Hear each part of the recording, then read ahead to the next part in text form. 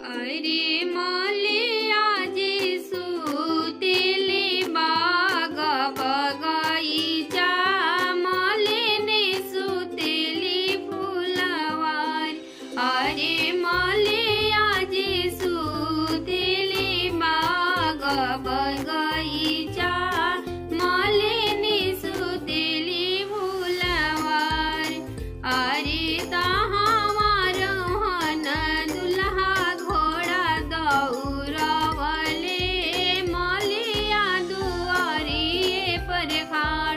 अरे तहां रोहन दुल्हा घोड़ा दौड़वले मलिया दुआरी पर खड़।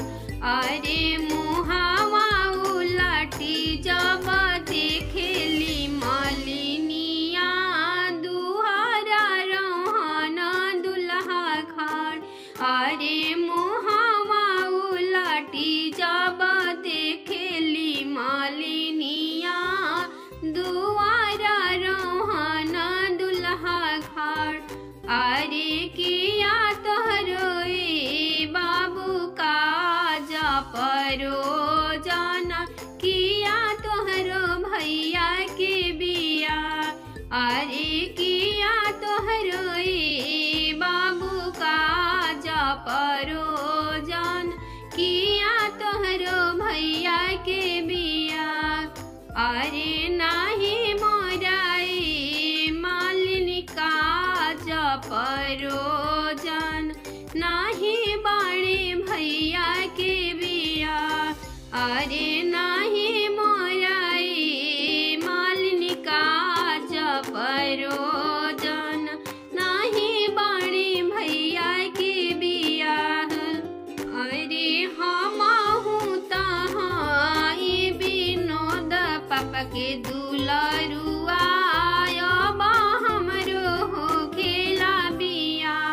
अरे हमहु तहाँ आशा मम्मी के दुलरुआ हमारो लगन भैले सोरे। अरे हमहु तहाँ अतुल भाई के बबुआ हमरो हो खेला बिया। अरे हमहु तहाँ मलनू मांगा बबुआ की भैया हमारो लगनिया चचरा। अरे ऐसन मौरिया बनई है मालिनिया चार चिड़ैया जोड़ा। अरे आजाबी मौरिया बनई है मालिनिया चार चिड़ैया जोड़ा।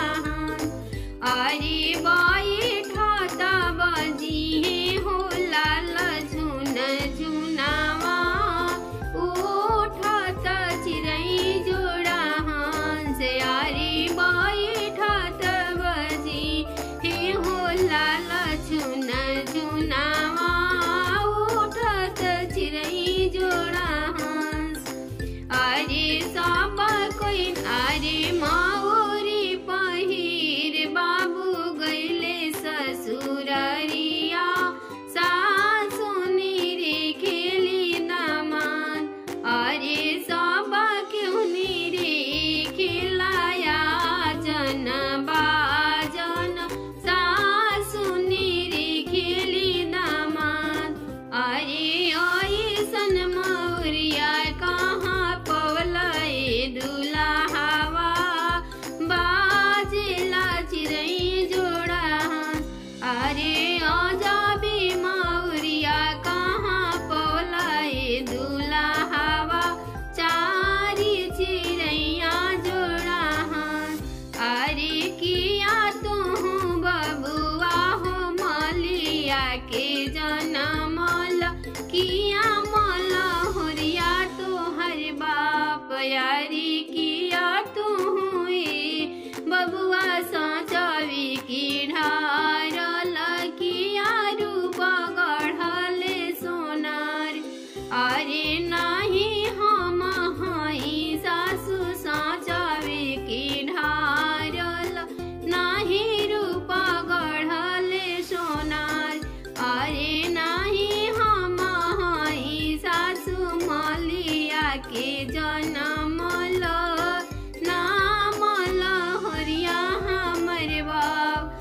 अरे हमारो विनोद पापा मलिया बसवले उहे दिहली मौरी बनाई। अरे हमारो अतुल भैया मलिया बसवले उहो दिली मौरी बनाई।